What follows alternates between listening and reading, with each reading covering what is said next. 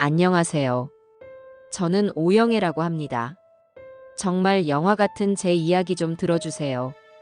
제 식당은 제 인생 그 자체입니다. 60 중반을 훌쩍 넘긴 지금까지 제 모든 희로애락이 이 네모난 공간에 켜켜이 쌓여 있지요. 뽀얀 김을 뿜어내는 커다란 솥에서는 매일 아침 제 자존심과도 같은 사골 육수가 끓고 점심시간이면 뚝배기 부딪히는 소리와 사람들 말소리가 뒤섞여 활기찬 교향곡을 만들어냅니다. 이 소란스러움 속에서 분주하게 움직이는 것이 제 삶의 낙이라면 낙일 거예요. 남들은 자식들, 그것도 첫째 아들 내외와 함께 일하니 얼마나 든든하냐고 부러워들 하지만 글쎄요. 속 모르는 소리도 유분수지요. 매일이 살얼음판을 걷는 기분이라는 걸 누가 알까요? 첫째 아들 현석이는 주방에서 묵묵히 제 일을 합니다. 33, 장성한 아들이지만 제 눈에는 아직도 물가에 내놓은 어린애 같기만 해요. 심성은 착한데 너무 물은 게 탈이라면 탈입니다. 특히 제 마누라한테는 꼼짝을 못하거든요. 바로 제 며느리 서지은 말입니다. 홀과 카운터를 맡고 있는 며느리는 겉보기엔 싹싹하고 야무져 보입니다.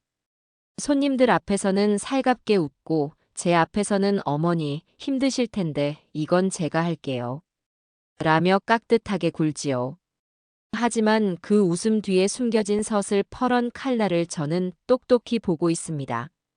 자신보다 약하다 싶은 직원들에게는 얼마나 가혹하게 구는지 그 교묘한 괴롭힘에 못 이겨 그만둔 직원이 지난 몇 년간 여럿이었어요.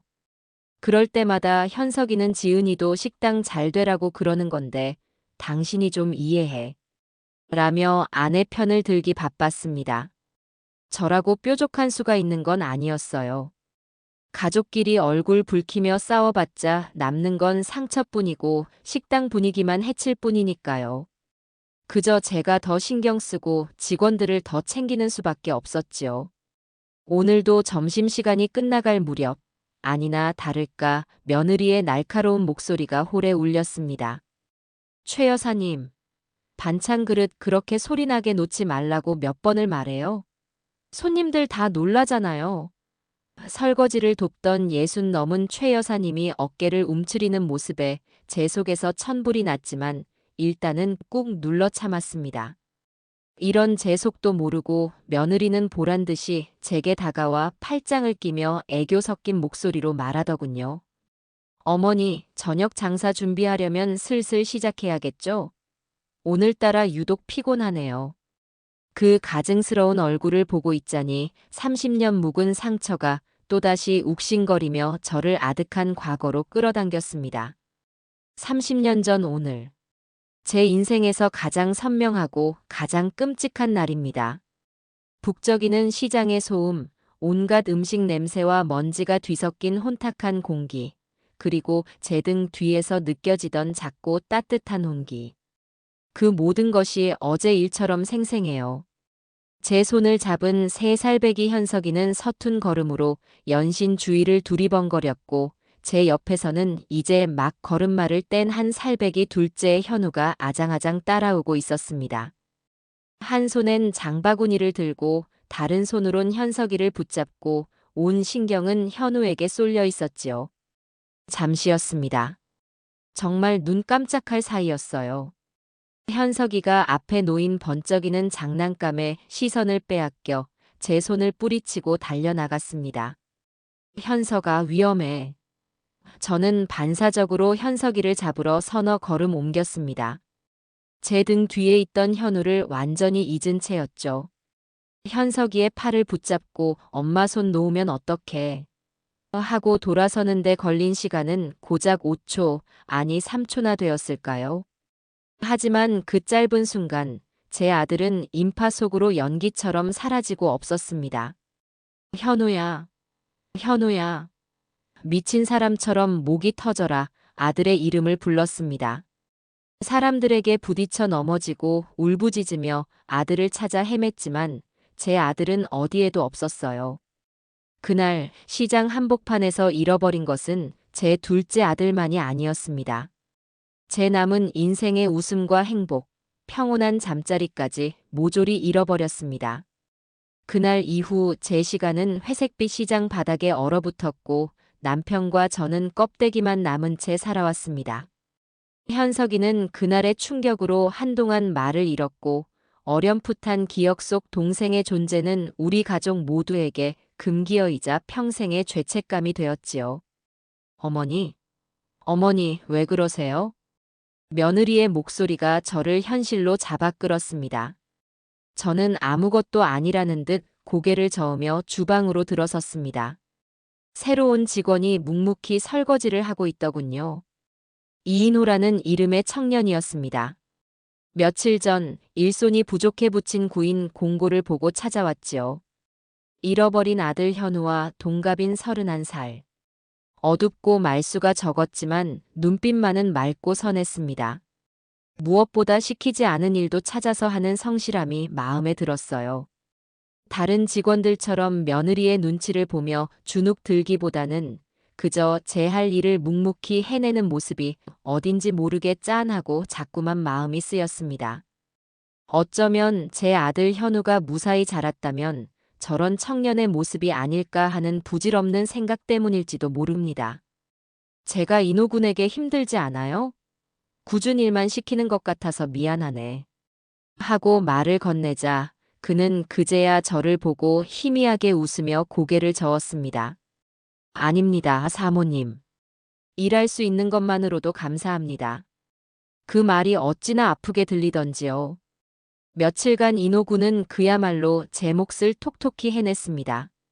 주방의 굳은 일은 물론이고 홀이 바쁘면 먼저 달려나가 테이블을 치우고 틈틈이 창고 정리까지 도맡아 했어요. 덕분에 식당 분위기도 한결 나아지는 듯 했습니다. 하지만 그런 인호군의 성실함이 며느리의 눈에는 가시처럼 보였나 봅니다. 자신이 휘두를 수 없는 존재, 오히려 시어머니인 제가 더 마음을 쓰는 듯한 모습에 심기가 뒤틀린 것이겠지요. 그리고 오늘 결국 일이 터지고 말았습니다. 저녁 장사가 한창 바쁘게 돌아가던 시간이었습니다. 주문이 밀려들어 주방과 홀 모두 정신이 없었지요. 인호군은 갓 무친 겉절이를 작은 접시에 담아 내가고 있었습니다. 그때 손님을 응대하고 돌아서던 며느리와 부딪히며 겉절이 접시 하나를 바닥에 떨어뜨리고 말았습니다. 죄송합니다. 바로 치우겠습니다. 인호군이 당황하며 허리를 숙이는 순간 며느리의 얼음장같이 차가운 목소리가 식당 전체에 울려 퍼졌습니다. 어머, 지금 뭐 하는 거예요? 단순한 실수를 넘어 마치 큰 죄라도 지은 사람을 다그치는 듯한 목소리였습니다. 주변 테이블의 손님들까지 모두 이쪽을 쳐다보더군요. 죄송합니다. 제가 앞을 제대로 못 봤습니다. 죄송하면 다예요. 이거 하나 제대로 못 들고 다니면서 무슨 일을 하겠다는 거예요? 안 그래도 바빠 죽겠는데 일을 도와주지는 못할 망정 왜 사고를 쳐요? 정말 죄송합니다. 인호군은 연신 고개를 숙이며 사과했지만 며느리는 그를 용서할 마음이 없어 보였습니다. 오히려 그의 길을 완전히 꺾어 놓으려는 듯 더 모욕적인 말을 쏟아냈습니다. 머리는 장식으로 달고 다녀요? 그쪽 때문에 우리 가게 이미지만 나빠지는 거 몰라요? 손님들 다 쳐다보잖아요. 정말 답답하네. 그녀의 모욕적인 말이 채 끝나기도 전에 분을 이기지 못한 며느리의 손이 휙 하고 날아와 인호군의 멱살을 거칠게 움켜쥐었습니다. 변명 한마디 없이 고개만 숙이고 있는 그 모습이 더 화를 돋운 모양입니다. 야, 너 지금 내 말 무시하는 거야? 대답 안 해? 멱살을 잡은 손에 힘을 주며 흔들자 가뜩이나 마른 인호군의 몸이 속절없이 휘청거렸습니다. 그의 눈에 그렁그렁한 눈물이 차오르는 것을 저는 보았습니다. 그렁이던 눈물 한 방울이 결국 그의 뺨을 타고 흘러내렸습니다. 그 순간 제 안에 무언가가 툭 끊어지는 소리가 났습니다. 30년간 억눌러온 슬픔과 며느리의 만행을 참고 또 참았던 분노가 한꺼번에 터져나왔습니다. 저는 성큼성큼 그들에게로 다가갔습니다. 주방에서 이 상황을 보고 있던 아들 현석이는 어쩔 줄 몰라 하며 안절부절 못하고 있었지요. 저는 바닥에 쪼그려 앉아 접시에 파편을 치우려던 인호 군의 팔을 잡아 일으켰습니다. 그리고 며느리 서지은을 똑바로 쏘아보았습니다. 그만하거라. 제 단호한 목소리에 며느리의 얼굴이 순간 굳어졌습니다. 어머니, 얘가 지금 내가 그만하라고 했다. 네 눈에는 이게 그렇게 죽을 죄로 보이니? 바쁘게 일하다 보면 실수할 수도 있는 거지. 그걸 가지고 여러 사람 앞에서 이렇게까지 망신을 줘야겠어? 하지만 어머니, 이건 가게 이미지가. 가게 이미지는 이런 실수 하나로 무너지는 게 아니야. 직원을 함부로 대하고 여러 사람 앞에서 소리 지르는 너 같은 안주인 때문에 무너지는 거지. 제 말에 며느리는 할 말을 잃은 듯 입술만 달싹였습니다. 분하고 억울하다는 감정이 그 얼굴에 고스란히 떠올랐지요. 저는 더 이상 그녀를 상대하지 않고 인호군을 향해 말했습니다. 인호군, 괜찮아요? 놀랐을 텐데. 여긴 내가 치울 테니 가서 잠시 쉬고 있어요. 그리고 아들 현석이를 향해 소리쳤습니다. 이현석, 넌 거기서 구경만 하고 있을 거야? 당장 와서 여기 안 치우고. 그제야 정신을 차린 현석이가 허둥지둥 달려와 바닥을 치우기 시작했습니다. 저는 멍하니 서 있는 인호군의 등을 다독여 주방 안쪽으로 들여보냈습니다. 제 손길이 닿은 그의 등이 가늘게 떨리고 있었습니다. 그 떨림이 제 가슴에 아프게 박혀들었습니다. 그저 성실하게 일하고 싶었을 뿐인 저 청년이 제 식당에서 제 며느리에게 이런 수모를 겪고 있었습니다. 분노와 미안함이 뒤섞인 감정 속에서 저는 결심했습니다.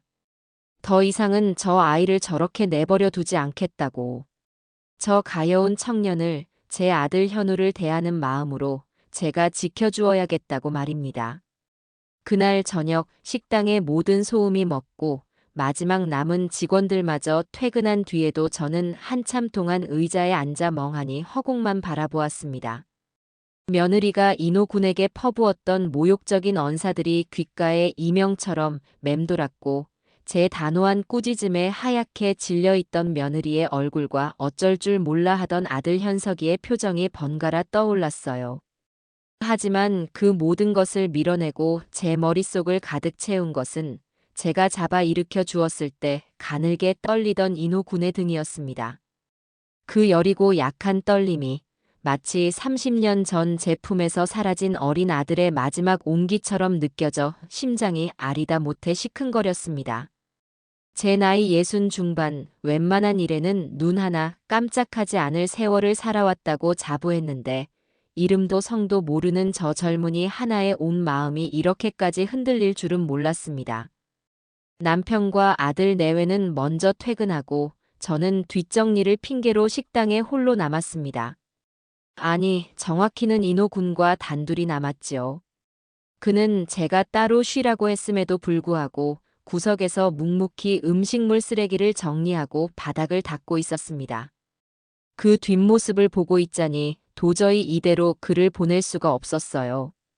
저는 끓여두었던 따뜻한 보리차 2잔을 들고 그에게 다가갔습니다. 인호군, 이제 그만하고 이리 와서 차 한잔 해요. 제 목소리에 그가 화들짝 놀라며 돌아보았습니다.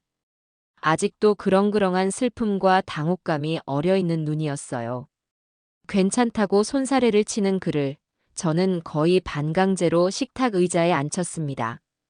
어색한 침묵 속에서 김이 모락모락 피어오르는 찻잔만 내려다보던 그가 아주 작은 목소리로 입을 열었습니다. 사모님, 오늘 정말 죄송합니다. 그리고 감사합니다. 죄송할 게 뭐가 있어요. 잘못한 건 따로 있는데. 내가 다 미안해요. 내 식당에서 그런 험한 꼴을 당하게 해서. 아닙니다. 제가 부주의했던 탓입니다. 그는 여전히 모든 것을 제 탓으로 돌리고 있었습니다. 그 모습이 더 가슴 아팠어요. 세상의 모든 풍파를 혼자서 다 감내하며 살아온 사람처럼 그는 비난에 익숙하고 사과에 인색하지 않았습니다. 저는 그의 지난 세월이 어땠을지 감히 짐작조차 할 수 없었습니다. 인호군은 고향이 어디예요? 부모님은 다 그곳에 계시고 제가 조심스럽게 묻자 그의 어깨가 아주 미세하게 움츠러드는 것을 보았습니다. 그는 찻잔을 들어 한 모금 마신 뒤 애써 아무렇지 않은 척 대답했어요. 저는 고향이랄 곳이 없습니다. 부산에 있는 보육원에서 자랐습니다. 부모님이 어떤 분들인지도 모르고요. 아, 그랬구나. 내가 괜한 걸 물었네요. 미안해요. 아닙니다. 괜찮습니다. 그는 정말 괜찮은 사람처럼 웃어 보였지만 저는 그 웃음 뒤에 가려진 깊은 슬픔의 골을 보았습니다. 부모도 고향도 없이 혼자 힘으로 30해 넘는 세월을 버텨온 청년. 그가 겪었을 외로움과 서름의 무게가 제 가슴을 무겁게 짓눌렀습니다. 이야기를 더 나누고 싶었지만 그의 상처를 헤집는 것 같아 차마 입이 떨어지지 않았어요. 그렇게 다시 침묵이 흐르던 순간 그가 자리에서 일어나 제게 꾸벅 인사를 했습니다. 늦었는데 이제 그만 가보겠습니다. 내일 아침 일찍 나오겠습니다, 사모님. 그래요, 조심해서 들어가요. 그가 몸을 돌려 출입문을 향해 걸어가는 그 순간이었습니다. 식당의 희미한 조명 아래 고개를 숙인 그의 목덜미가 제 눈에 들어왔습니다. 그리고 저는 숨을 멈췄습니다. 그의 왼쪽 목덜미 머리카락이 끝나는 지점 바로 아래에 아주 희미하지만 선명한 클로버 모양의 작은 점이 있었습니다. 심장이 쿵 하고 바닥으로 떨어지는 것 같았습니다. 머릿속이 새하얘지고 온몸에 피가 차갑게 식는 기분이었어요. 저 점은 분명 30년 전 제가 매일같이 입 맞추고 어루만져 주던 내 아들 현우의 점이었습니다. 남편과 저만 아는 세상에 단 하나뿐인 우리 아들의 흔적이었습니다. 남편은 아들이 복을 타고난 것 같다며 행운의 점이라고 불렀지요. 저는 떨리는 손으로 제 입을 막았습니다. 눈앞이 흐릿해지고 다리에 힘이 풀려 주저앉을 뻔한 것을 간신히 참았습니다. 아니야, 아닐 거야. 세상에 비슷한 점을 가진 사람이 어디 한둘이겠어. 30년이야. 무려 30년의 세월이 흘렀는데 이렇게 기적 같은 일이 일어날 리가 없어.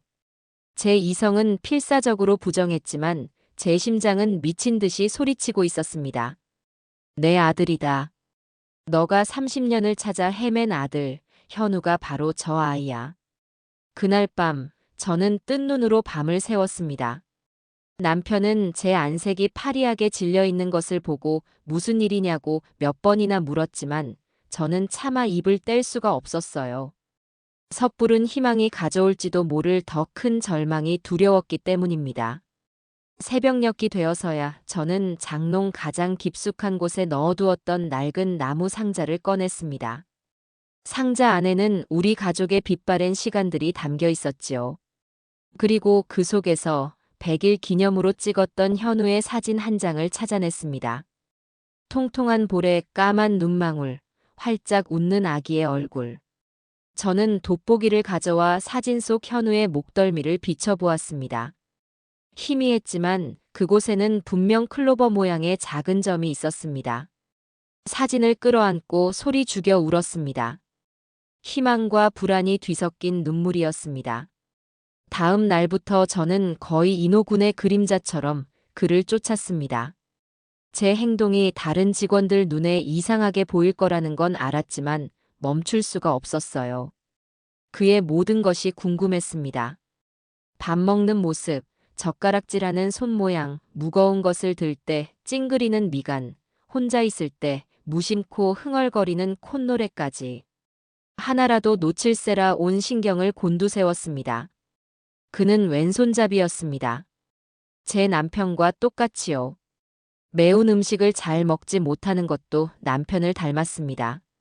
우연이라고 하기에는 너무나 많은 것들이 제 남편과 그리고 제 기억 속 희미한 아들의 모습과 겹쳐 보였습니다. 며느리는 그런 저를 노골적으로 못마땅해 했습니다. 어머니, 제 스토커세요? 왜 저렇게 쫓아다니세요? 사람들이 다 이상하게 보잖아요. 라며 쏘아붙이기도 했고 다른 직원들 앞에서 사모님이 요즘 저 신입한테 단단히 꽂히셨나 봐. 아주 눈을 못 떼시네. 하며 비아냥거리기도 했습니다. 저는 그 모든 말을 한 귀로 듣고 한 귀로 흘렸습니다. 지금 제게는 며느리의 비난 따위는 중요하지 않았으니까요. 며칠을 그렇게 뜬구름 잡는 심정으로 보내던 어느 날 밤, 저는 더 이상 혼자 끙끙 앓을 수 없다는 생각에 잠자리에 든 남편을 깨웠습니다. 제 비장한 표정에 남편도 잠이 확 달아난 듯 몸을 일으켜 앉더군요. 여보, 나 당신한테 할 말이 있어요. 무슨 일이야, 이 밤중에. 얼굴이 왜 그래? 식당에 새로 온 인호군 기억나죠? 기억나지. 성실해 보이는 그 청년. 저는 침을 꿀꺽 삼키고 아주 힘겹게 다음 말을 이었습니다. 그 아이 목덜미에서 점을 봤어요. 무슨 점? 우리 현우한테 있던 점. 그 클로버 모양 점 말이에요. 제 말에 남편의 얼굴이 순식간에 굳어졌습니다. 그는 한동안 아무 말도 하지 못하고 저를 바라보기만 했습니다. 그의 눈동자가 심하게 흔들리고 있었어요. 30년 동안 우리 부부 사이에서 암묵적인 금기어였던 현우의 점이라는 말이 그의 굳게 닫힌 기억의 문을 두드린 것이겠지요. 한참 만에 그가 갈라진 목소리로 물었습니다. 당신 제대로 본 거 맞아? 네. 똑똑히 봤어요. 처음에는 저도 믿을 수가 없어서 며칠을 지켜봤는데 보면 볼수록 더 확신이 들어요. 그 아이 당신하고 닮은 구석이 너무 많아요. 왼손잡이인 것도 매운 거 못 먹는 것도. 제 목소리가 점점 더 격앙되자 남편은 제 손을 꽉 잡아주었습니다. 하지만 그의 목소리는 저보다 훨씬 더 차분하고 냉정했어요. 여보, 진정하고 내 말 들어. 30년이야. 강산이 3번이나 변할 시간이라고. 우리가 그동안 현우 닮았다는 아이들, 제보 들어온 곳들 얼마나 많이 찾아다녔어. 그때마다 결과가 어땠지? 남편의 말은 비수처럼 제 가슴에 꽂혔습니다. 그랬습니다. 우리는 아들을 잃고 10년 넘게 전국을 헤맸습니다. 비슷한 아이가 있다는 말만 들으면 만사를 제쳐두고 달려갔지만 매번 허탈한 마음으로 돌아서야 했지요. 그 과정에서 얻은 것은 희망이 아니라 더 깊은 상처뿐이었습니다. 이번에는 달라요. 그 점은 우리만 아는 거잖아요. 알아. 나도 알아. 하지만 너무 앞서가지 말자는 거야. 당신 그러다 또 크게 상처받을까봐 그래. 세상에 비슷한 점을 가진 사람이 왜 없겠어. 응. 일단은 좀 더 지켜보자고. 남편은 저를 걱정하고 있었습니다. 하지만 저는 그의 말이 야속하게만 들렸어요. 당신도 봤으면 그렇게 말 못할 거야. 그 아이 눈빛을 보면 그냥 지나칠 수가 없다고요. 저는 결국 남편 앞에서 눈물을 보이고 말았습니다. 남편은 그런 저를 말없이 끌어안고 등을 토닥여 주었습니다. 그의 손길은 따뜻했지만 저는 그와 저 사이에 놓인 30년이라는 세월의 강이 얼마나 깊고 차가운지 절감할 수 있었습니다. 다음 날, 저는 첫째 아들 현석이를 조용히 불렀습니다. 주방 한쪽에서 함께 나무를 묻히며 최대한 아무렇지 않은 척 말을 꺼냈어요. 현석아. 네, 엄마. 너 혹시 동생 기억나니? 아주 아기였는데. 제 말에 나무를 묻히던 현석이의 손이 순간 멈칫했습니다. 그는 고개를 푹 숙인 채 한참을 말이 없었습니다. 그의 어깨가 무겁게 가라앉는 것이 보였어요. 이 주제가 아들에게 얼마나 큰 상처이고 짐인지 저는 너무나 잘 알고 있었습니다. 하지만 확인해야만 했어요. 엄마, 제발. 아들의 목소리는 물에 젖은 솜처럼 무겁고 축축했습니다. 제가 3살 때 일이잖아요. 기억 안 나요. 아무것도 기억 안 나요. 정말 아무것도? 아주 희미하게라도. 기억하고 싶지 않아요. 현석이는 버럭 소리를 지르며 자리에서 일어났습니다. 그의 눈시울이 붉어져 있었어요. 저 먼저 들어가 볼게요. 그는 그 말만 남기고 도망치듯 주방을 빠져나갔습니다. 저는 그 뒷모습을 보며 가슴을 쳐야만 했습니다. 그래, 너는 무슨 죄가 있겠니? 3살짜리가 뭘 알았겠어. 오히려 평생 동생을 잃어버리게 한 원인이라는 죄책감에 시달려온 건 너였는데. 엄이라는 사람이 또다시 그 상처를 헤집고 말았구나. 저는 현석이에게 미안한 마음과 동시에 어떻게든 이 문제의 실마리를 풀어야 한다는 절박함에 사로잡혔습니다. 남편도 아들도 제게 힘이 되어주지 못한다면 결국 이 모든 것을 확인하고 감당해야 하는 것은 오롯이 제 몫이었습니다.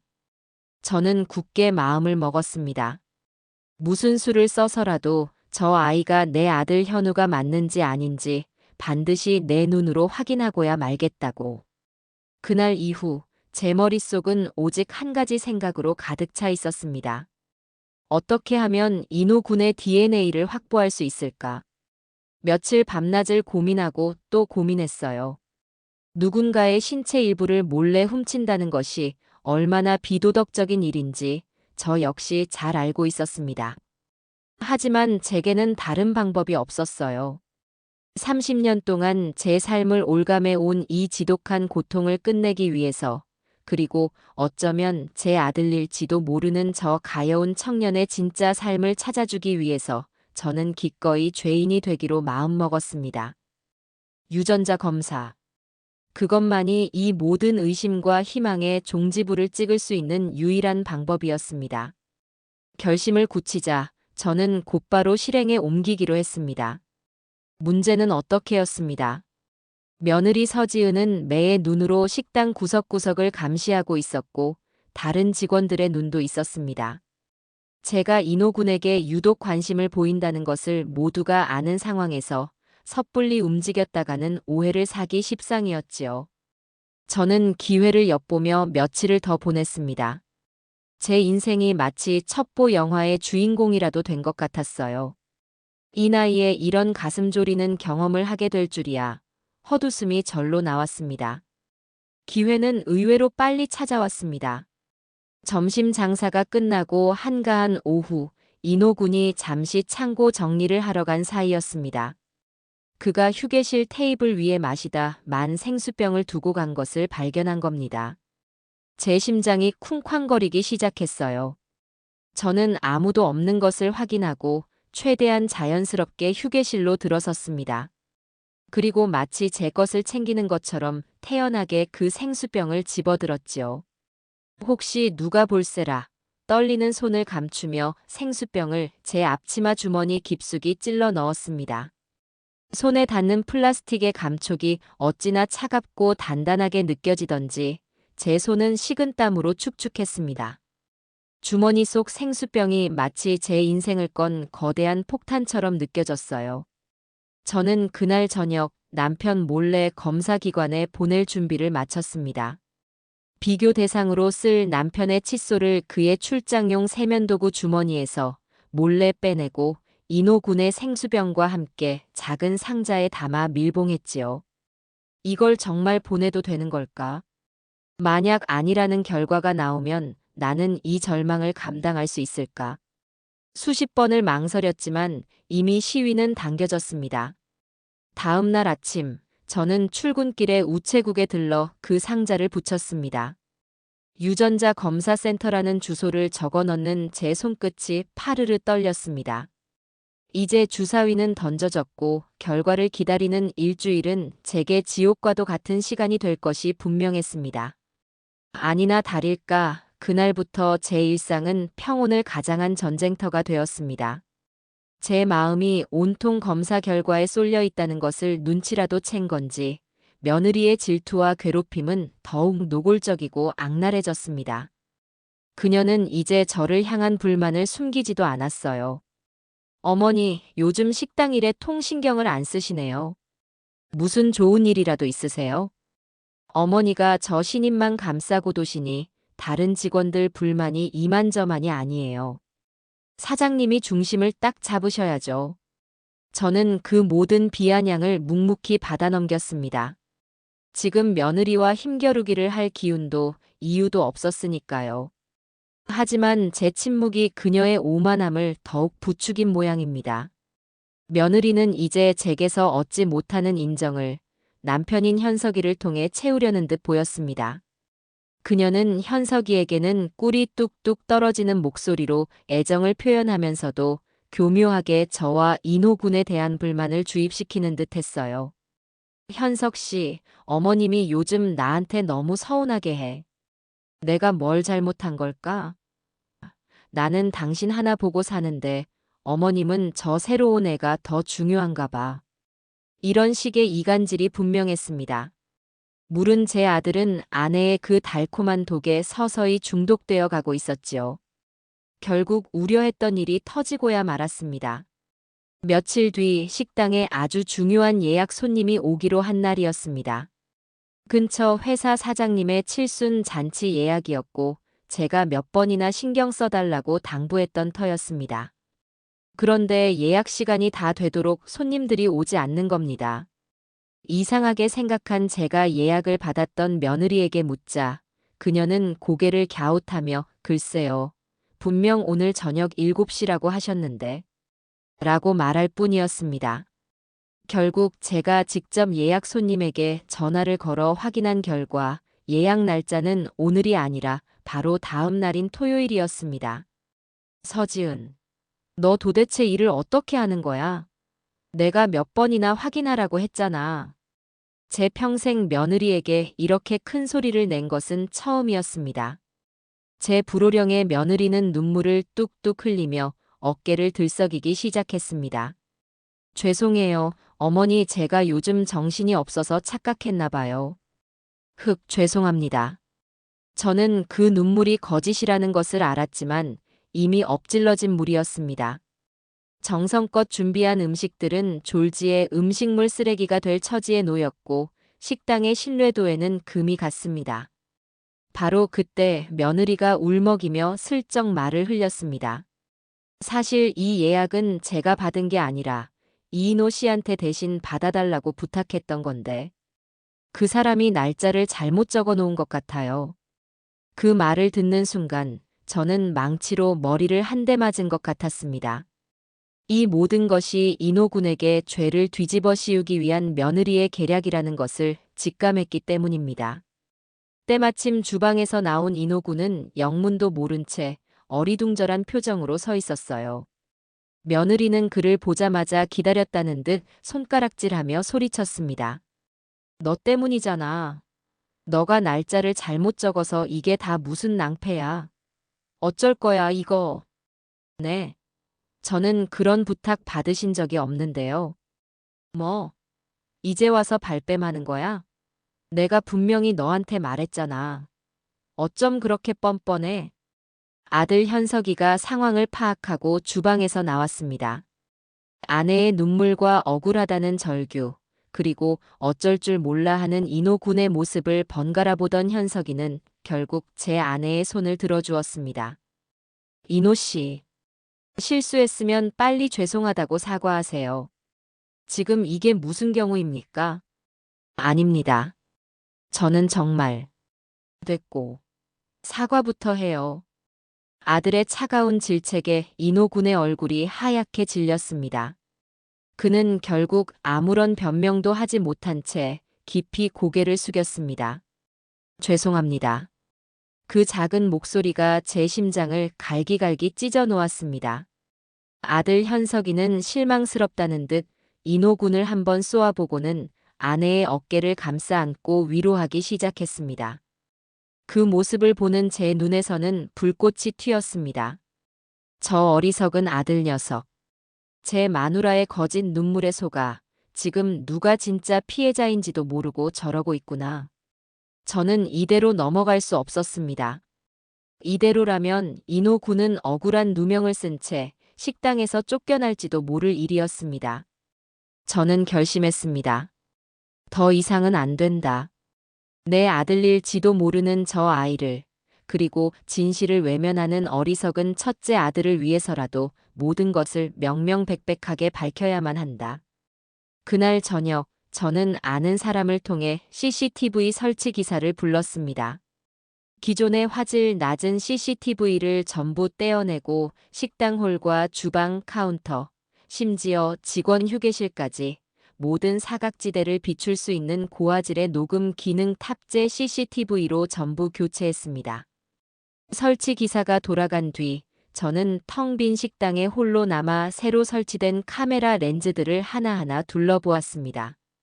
차갑게 번득이는 저 렌즈들이 이제 나의 눈이 되어줄 것입니다. 저것들이 며느리의 추악한 위선을 기록하고 내 아들의 결백을 증명해줄 유일한 증인이 될 겁니다. 저는 제 휴대폰에 연결된 CCTV 앱을 켜고 실시간으로 식당 내부를 비추는 화면을 바라보았습니다. 이제 전쟁 준비는 끝났습니다. 폭풍전야의 고요함 속에서 저는 조용히 칼을 갈기 시작했습니다. 새로 설치된 CCTV는 제 생각보다 훨씬 더 많은 것을 보여주고 또 들려주었습니다. 저는 매일 밤 남편과 아들이 잠든 뒤에 거실에 홀로 앉아 그날의 기록들을 돌려보는 것으로 하루를 마무리했어요. 휴대폰의 작은 화면 속에서 제 식당은 또 다른 얼굴을 하고 있었습니다.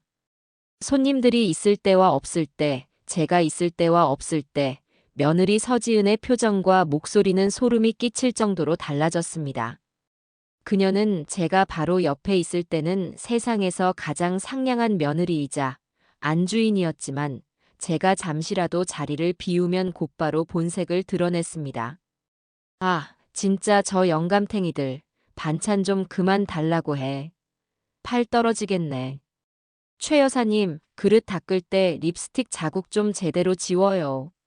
더러워 죽겠네, 진짜. 다른 직원들을 향한 무시와 험담은 예사였습니다. 하지만 그녀의 가장 큰 표적은 역시나 인호군이었습니다. CCTV는 며느리가 얼마나 집요하고 교묘하게 인호군을 괴롭히는지를 낱낱이 기록하고 있었어요. 손님이 없는 한가한 시간에 일부러 인호군만 골라 가장 힘들고 더러운 화장실 청소나 하수구 정리를 시키는가 하면 다른 직원들이 다 보는 앞에서 그의 옷차림이나 말투를 지적하며 인격을 모독하기도 했습니다. 인호 씨는 옷이 그것밖에 없나 봐.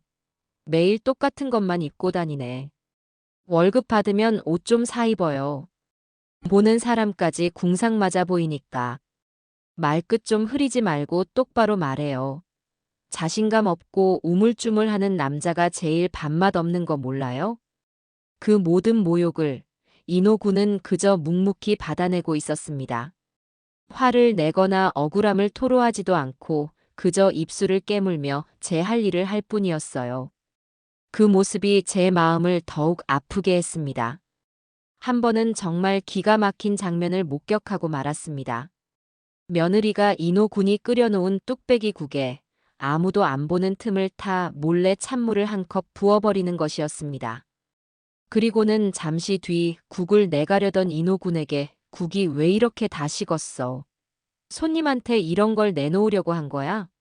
정신 안 차려? 라며 모두가 듣도록 고함을 쳤습니다. 명백한 함정이었습니다. 저는 휴대폰을 쥔 채 분노로 온몸을 떨었습니다. 인간이 어쩌면 저렇게까지 악랄할 수 있을까요? 저는 그 영상들을 차곡차곡 제 휴대폰에 저장했습니다. 언젠가 이 모든 것을 밝힐 날을 위한 증거였습니다. 하지만 그 증거들이 쌓여갈수록 제 마음속에는 며느리에 대한 분노와 함께 첫째 아들 현석이에 대한 실망과 안타까움도 커져만 갔습니다. 현석이는 이 모든 상황을 정말 모르는 걸까요?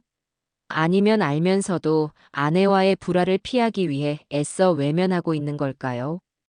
어느 쪽이든 비겁하고 무책임하기는 마찬가지였습니다. 며칠 뒤 아내의 계속된 이간질에 완전히 세뇌당한 현석이가 결국 저를 찾아왔습니다. 저녁 장사를 마친 뒤 제가 가계부를 정리하고 있는데 제 앞에 와서 앉더군요. 그의 얼굴에는 불만과 원망이 가득했습니다. 엄마, 저 엄마한테 할 말 있어요. 그래, 해봐라. 엄마, 제발 지은이한테 좀 잘해주세요. 걔가 요즘 엄마 때문에 너무 힘들어해요. 저는 어이가 없어서 웃음이 나올 뻔한 것을 간신히 참았습니다.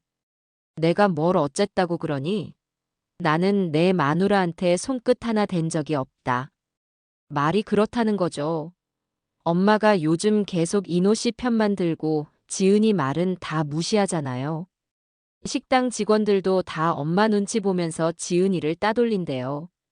걔도 이 식당 안주인인데 자기 위치가 뭐가 되냐고 어젯밤에 펑펑 울었어요.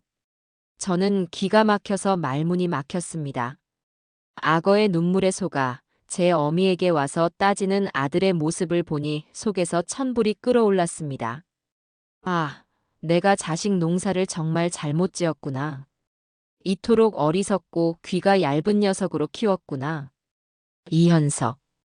제가 아들의 이름을 낮게 부르자 현석이는 움찔하며 저를 바라보았습니다. 너는 정말 아무것도 안 보이니? 내 마누라의 그 눈물이 진짜 같아 보여. 엄마, 왜 자꾸 지은이를 나쁜 사람으로 만들어요? 걔가 뭘 그렇게 잘못했는데요? 뭘 잘못했냐고? 너는 내 눈으로 직접 보고도 그걸 몰라. 아니면 모른 척 하는 거야? 내 아내가 식당에서 다른 직원들한테 어떻게 하는지, 새로 온 인호군을 얼마나 못살게 구는지, 너가 정말 모른다고 말할 셈이야? 그건 지은이가 안주인으로서 기강을 잡으려고 그런 거겠죠. 그리고 인호 씨는 솔직히 좀 답답한 면이 있잖아요. 답답해? 성실하게 제 할 일 묵묵히 하는 게 답답한 거니? 그럼 온갖 이간질과 거짓말로 제 남편 눈을 가리고 시어머니 험담을 하고 약한 사람 괴롭히는 건 똑똑하고 잘하는 짓이고. 제 말에 현석이의 얼굴이 벌개졌습니다. 그는 자리에서 벌떡 일어나 소리쳤습니다. 됐어요. 엄마랑은 말이 안 통하네요.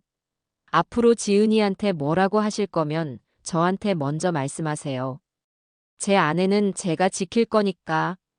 그 말을 내뱉고 돌아서는 아들의 뒷모습을 보며 저는 깊은 절망감에 휩싸였습니다. 이제 더 이상 대화로는 해결할 수 없다는 것을 깨달았습니다. 현석이에게는 말이 아니라 빼도 박도 못할 사실을 눈앞에 들이미는 수밖에 없었습니다.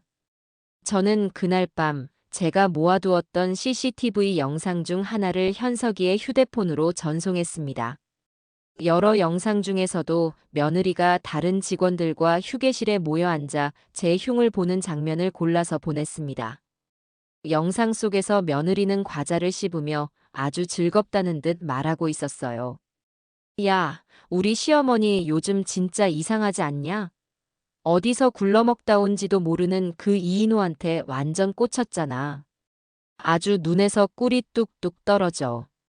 늙으면 감성적이 된다더니 노망이라도 드셨나 봐. 식당도 이제 아들 내외한테 물려주고 편히 쉬실 것이지.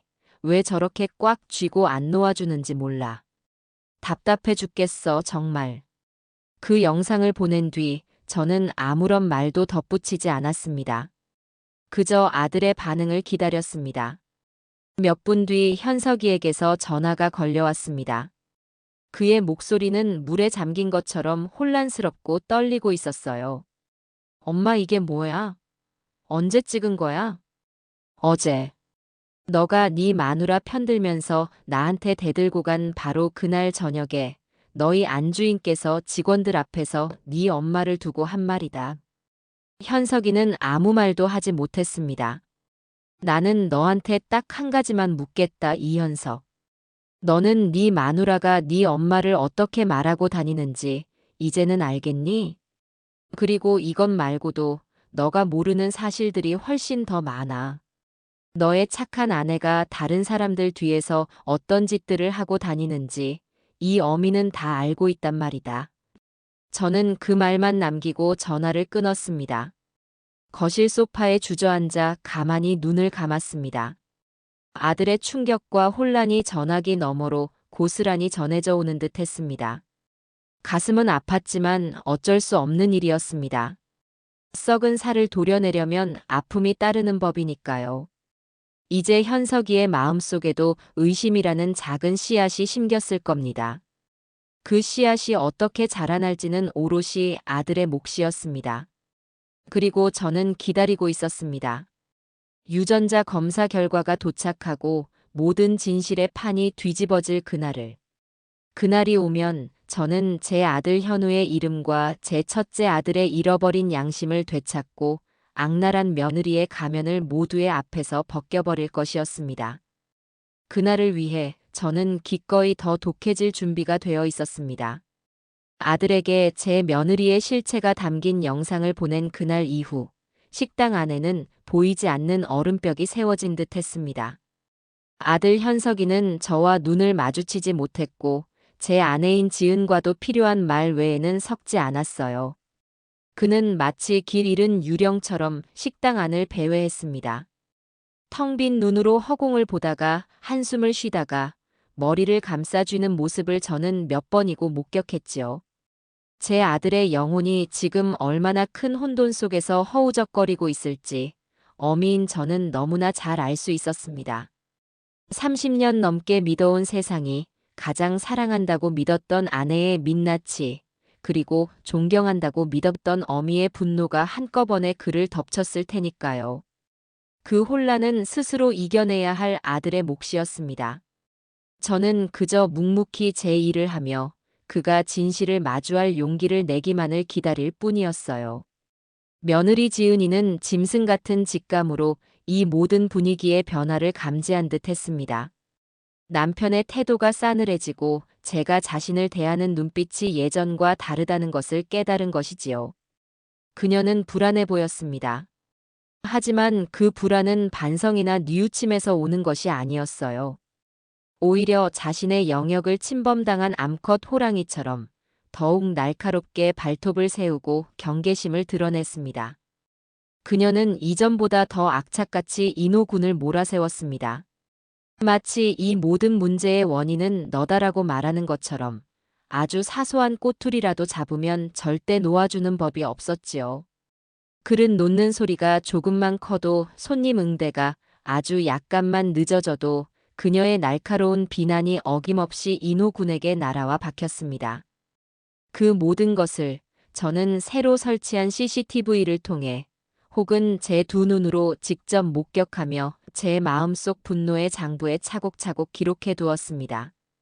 시간은 더디게 흘렀습니다. 유전자 검사 결과를 기다리는 일주일은 제게 30년의 세월보다 더 길고 고통스럽게 느껴졌어요. 매일 아침 우편함을 열어볼 때마다 심장이 철렁 내려앉았고 모르는 번호로 전화라도 걸려오면 덜컥 겁부터 났습니다.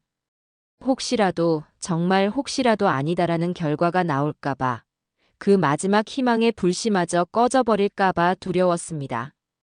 밤에는 잠을 이룰 수가 없어 뜬 눈으로 천장만 바라보며 수만 가지 생각을 했습니다. 만약 인호군이 정말 내 아들 현우가 맞다면 나는 그 아이에게 뭐라고 말해야 할까? 30년 동안 너를 단 하루도 잊은 적이 없다고, 이 어미가 미안하다고 그렇게 말하면 그 아이의 얼어붙은 마음이 조금이라도 녹아내릴 수 있을까? 반대로 만약 그가 내 아들이 아니라면 나는 이 미친 희망을 이제 정말로 놓아주어야 하는 걸까? 이 지긋지긋한 그리움을 가슴에 묻고 그저 껍데기만 남은 채 남은 생을 살아가야 하는 걸까? 생각은 꼬리에 꼬리를 물고 저를 절망의 늪으로 끌어당겼습니다. 그리고 마침내 그날이 왔습니다. 여느 때처럼 점심 장사를 마치고 텅 빈 홀을 정리하고 있을 때 우편 배달부 아저씨가 제게 등기우편 하나를 건네주었습니다. 발신인은 한국유전자검사센터. 그 글자를 보는 순간 세상의 모든 소리가 멎고 제 심장 소리만이 귓가에 천둥처럼 울렸습니다. 손이 사시나무처럼 떨려 봉투를 제대로 잡을 수조차 없었어요. 저는 비틀거리는 걸음으로 식당 가장 안쪽에 있는 제 작은 사무실로 들어와 문을 걸어 잠갔습니다. 의자에 주저앉아 한참 동안 그 얇은 서류 봉투만 내려다보았습니다. 이 안에는 제 남은 인생이 담겨 있었습니다. 천국 아니면 지옥. 제 손으로 그 문을 열어야만 했습니다. 저는 눈을 질끈 감고 떨리는 손으로 봉투의 가장자리를 뜯었습니다. 안에서 나온 것은 A4 용지 한 장뿐이었습니다. 수많은 글자들이 적혀 있었지만 제 눈에는 단 한 문장만이 거대한 활자가 되어 박혀들었습니다. 검사 결과 상기 의뢰인 이강진과 대상자 이인호는 부자 관계가 성립할 확률이 99.99%입니다. 순간 숨 쉬는 법을 잊어버렸습니다. 눈앞이 하얗게 변하고 귀에서는 윙 하는 소리가 울렸습니다. 저는 종이를 쥔 채 그대로 바닥에 쓰러지듯 주저앉았습니다. 그리고 잠시 뒤 제 입에서 인간의 것이라고는 믿기 힘든 짐승의 울음 같은 소리가 터져 나왔습니다. 맞구나. 내 아들이 맞았어. 30년 동안 죽은 줄로만 알았던, 아니, 죽었기를 바랐던 적도 있었던 내 아들이 살아있었구나. 바로 내 곁에 내 식당에 있었구나. 눈물이 비 오듯 쏟아졌습니다. 기쁨의 눈물인지 슬픔의 눈물인지 아니면 30년의 한이 응축된 눈물인지 알 수 없었습니다. 저는 차가운 바닥에 엎드려 한참을 그렇게 울고 또 울었습니다. 잃어버린 아들을 찾았다는 안도감과 그 아들이 제 며느리에게 온갖 수모를 당하며 살아왔다는 분노, 그리고 아무것도 모른 채 그를 지켜보기만 했던 제 자신에 대한 죄책감이 한꺼번에 저를 덮쳤습니다. 얼마나 지났을까요? 더 이상 흘릴 눈물도 남아있지 않을 때쯤 저는 비틀거리며 자리에서 일어났습니다. 거울에 비친 제 모습은 말이 아니었습니다. 머리는 산발이 되고 눈은 퉁퉁 부어올라 제대로 뜰 수도 없었지요. 하지만 제 눈빛만은 그 어느 때보다 형형하게 빛나고 있었습니다. 이제 더 이상 망설일 이유가 없었습니다. 더 이상 두려워할 것도 없었어요. 저는 찬물로 세수를 하고 흐트러진 옷매무새를 가다듬었습니다. 그리고 사무실 문을 열고 나가 주방에서 묵묵히 저녁 장사를 준비하고 있는 인호 군에게 다가갔습니다. 인호 군. 네, 사모님. 나 좀 봐요. 잠깐 사무실로 같이 들어갑시다. 제 비장한 목소리에 인호 군은 의아한 표정을 지었지만 순순히 저를 따라 사무실로 들어왔습니다. 저는 문을 닫고 그를 의자에 앉혔습니다. 무슨 말을 어떻게 시작해야 할지 머릿속이 복잡했습니다. 저는 주머니에서 꼬깃꼬깃해진 사진 한 장을 꺼내 그에게 건넸습니다. 현우의 100일 사진이었습니다. 이 아기 한번 봐줄래요? 인호 군은 영문을 모르겠다는 얼굴로 사진을 받아들었습니다. 사진 속의 통통한 아기를 한참 동안 들여다보던 그의 얼굴에 아주 미세한 감정의 파문이 있는 것을 저는 놓치지 않았습니다. 제가 이 아기를 닮았나요? 닮았지. 아주 많이. 이 아기가 바로 내 아들이에요. 30년 전에 잃어버린 내 둘째 아들. 제 말에 그의 눈동자가 세차게 흔들렸습니다. 저는 말을 이었습니다. 이 아기 목덜미에는 아주 특별한 점이 하나 있었어요. 클로버 모양의 점. 행운을 가져다 준다는. 거기까지 말했을 때 인호 군의 손이 무의식적으로 자신의 목덜미를 향하는 것을 보았습니다. 그의 얼굴이 새하얗게 질려갔습니다. 그는 자신의 뿌리에 대해 아무것도 모른다고 했습니다. 보육원에서 자라 이인호라는 이름으로 살아왔다고 했습니다. 그에게 부모라는 존재는 세상에 없는 단어였을 겁니다. 저는 자리에서 일어나 그에게 다가가 그의 앞에 조용히 무릎을 꿇었습니다. 그리고 그의 손을 잡았습니다. 그의 손은 얼음장처럼 차가웠습니다. 내가 너의 엄마야. 떨리는 목소리로 내뱉은 그 한마디. 그 순간 인호 군의 눈에서 굵은 눈물방울이 뚝 하고 떨어져 제 손등 위로 번졌습니다. 뜨거운 눈물이었습니다. 아닙니다. 아닐 겁니다. 잘못 보신 걸 겁니다. 그는 고개를 저으며 부정했지만 그의 눈에서는 눈물이 멈추지 않았습니다. 저는 품에서 유전자 검사 결과지를 꺼내 그의 손에 쥐어주었습니다. 그는 떨리는 눈으로 종이에 적힌 글자들을 한자 한자 읽어내려갔습니다. 그리고 마침내 부자관계 성립이라는 문장에서 그의 시선이 멈췄습니다. 그는 더 이상 아무 말도 하지 못했습니다. 그저 종이를 쥔 채 어린아이처럼 소리내어 울기 시작했습니다.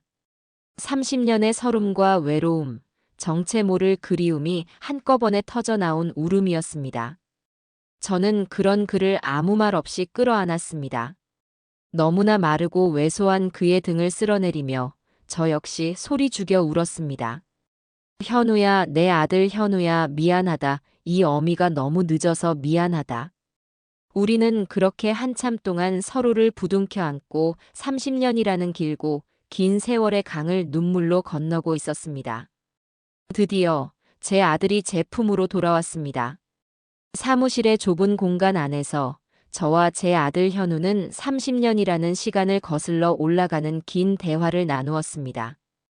현우는 울음을 그친 뒤에도 한참 동안 말을 잇지 못했어요. 그저 제 손을 잡은 채 믿을 수 없다는 표정으로 제 얼굴과 유전자 검사 결과지를 번갈아 볼 뿐이었지요. 그의 혼란스러운 마음이 제게도 고스란히 전해져 왔습니다.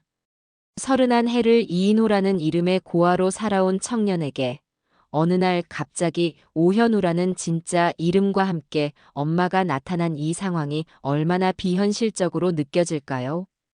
저는 그의 지난 세월에 대해 조심스럽게 물었습니다. 그는 아주 덤덤한 목소리로 자신의 이야기를 풀어놓았습니다. 시장에서 발견되어 경찰서로 인계되었고 부모를 찾지 못해 결국 부산의 한 보육원으로 보내졌다고 해요. 보육원에서의 삶은 외롭고 힘들었지만 꿋꿋하게 버텨냈다고 했습니다. 고등학교를 졸업하자마자 보육원을 나와 공사장 인부, 식당 잡부, 배달원 등 안 해본 일이 없다고 했습니다. 그저 하루하루를 살아내기에 급급했던 지난 날들. 그의 이야기를 듣는 내내 제 가슴은 수천 개의 바늘로 찔리는 듯 아팠습니다. 제가 따뜻한 집에서 잠을 자고 맛있는 음식을 먹는 동안 제 아들은 차가운 세상 속에서 혼자 힘으로 추위와 배고픔을 견뎌내고 있었던 겁니다. 미안하다, 아들아, 정말 미안하다. 저는 그 말밖에 할 수가 없었습니다. 현우는 그런 저를 보며 오히려 희미하게 웃어 보였습니다. 어머니 잘못이 아닙니다. 저를 잃어버리신 어머니 마음은 오죽하셨겠어요. 이제라도 이렇게 만났으니 된 겁니다. 그의 담담한 위로가 제 마음을 더욱 미어지게 했습니다. 저는 그에게 우리 가족에 대해 이야기해 주었습니다. 자상하지만 무뚝뚝한 아버지, 그리고 동생을 잃어버린 죄책감 속에서 살아온 형 현석이에 대해서요. 그리고 며느리 서지은에 대해서도 빼놓지 않고 이야기했습니다. 그동안 그녀가 현우에게 저질렀던 모든 만행들을 하나하나 설명해 주었지요. 제 이야기를 듣는 동안 현우의 표정은 차갑게 굳어갔습니다. 이제 어쩔 생각이세요, 어머니? 그의 물음에 저는 단호하게 대답했습니다. 모든 것을 제자리로 돌려놓을 거다. 네 이름과 네 인생을 되찾아주고 악행을 저지른 사람은 반드시 그 죗값을 치르게 할 거야. 제 눈에 서린 분노를 읽은 현우는 잠시 망설이는 듯 했습니다. 하지만 형님은 아무것도 모르시지 않습니까? 일이 너무 커지면 형님께서 상처받으실 겁니다. 저는 그런 현우의 손을 굳게 잡았습니다. 알아. 그래서 더더욱 이 일을 확실하게 매듭지어야 하는 거야. 현석이, 저 어리석은 녀석이 제 마누라의 실체를 제 눈으로 똑똑히 보게 해야 해. 그래야 네 형도 그 지긋지긋한 죄책감에서 벗어나고 망가진 제 삶을 바로 세울 수 있을 거야. 현우야, 엄마를 믿고 따라와 줄 수 있겠니? 현우는 한참 동안 제 눈을 바라보았습니다. 그리고는 천천히 하지만 분명하게 고개를 끄덕였습니다. 그의 눈빛은 더 이상 슬픔에 젖어 있지 않았습니다. 그곳에는 30년의 세월을 이겨낸 강인함과 앞으로의 시련을 함께 헤쳐나가겠다는 굳은 결의가 담겨 있었지요. 저와 제 아들은 그날 밤 비로소 한마음이 되었습니다. 우리는 더 이상 슬픔에 잠겨 있을 수만은 없었어요. 우리 모자의 조용하지만 철저한 반격이 시작된 것입니다. 다음 날, 저는 아침 조회를 소집했습니다. 남편과 아들 내외, 그리고 모든 직원이 모인 자리에서 저는 폭탄 선언을 했습니다. 오늘부로 우리 식당의 새로운 인사를 발표하겠습니다. 이인호 군은 오늘부터 우리 식당의 홀 총괄 매니저를 맡게 될 겁니다. 제 말이 끝나자 식당 안에는 무거운 침묵이 흘렀습니다. 모두가 제정신인가 하는 표정으로 저와 인호 군을 번갈아 쳐다보았지요. 가장 먼저 침묵을 깬 것은 역시나 며느리 서지은이었습니다. 그녀는 믿을 수 없다는 듯 새된 목소리로 소리쳤습니다. 네. 어머니, 지금 뭐라고 하셨어요? 얘를 매니저로 쓰신다고요? 말도 안 돼요. 들어온 지 얼마나 됐다고 매니저예요. 이건 순서에도 맞지 않고 다른 직원들 사기만 떨어뜨리는 일이라고요. 그녀는 분노로 얼굴이 새빨개져 있었습니다. 자신이 마음대로 부리고 괴롭히던 대상이 하루아침에 자신의 상사가 된다는 사실을 도저히 받아들일 수 없는 것이겠지요. 저는 그런 그녀를 싸늘하게 내려다보며 말했습니다. 내 식당의 인사는 내가 결정한다. 네가 불복할 일이 아니야. 이인호 군은 그동안 누구보다 성실하게 일했고 식당의 모든 업무를 파악하는 능력이 뛰어나다고 판단했다.